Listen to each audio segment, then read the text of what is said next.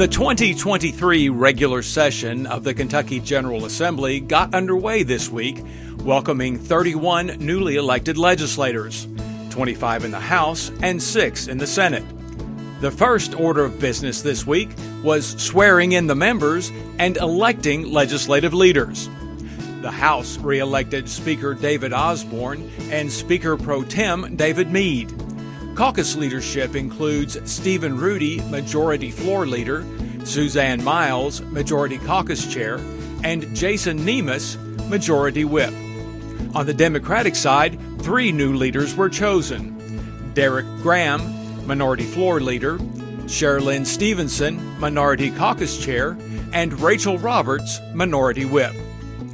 In the Senate, President Robert Stivers and President Pro Tem David Givens were re-elected, along with Majority Floor Leader Damon Thayer, Majority Caucus Chair Julie Rocky Adams, and Majority Whip Mike Wilson, while Senate Democrats also elected new leaders in 2 spots: Minority Floor Leader Gerald Neal and Minority Whip David Yates.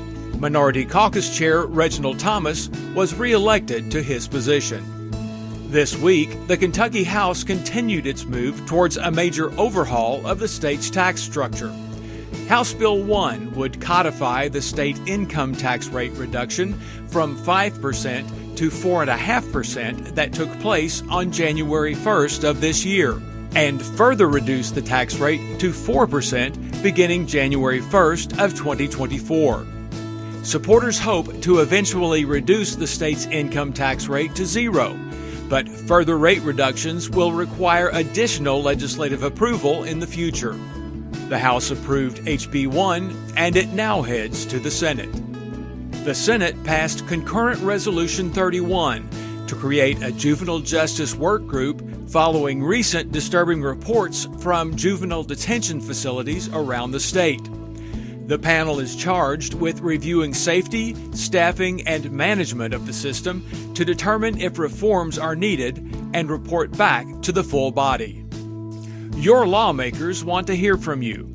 You can leave a message for your legislators by calling the LRC's toll-free message line at 800-372-7181.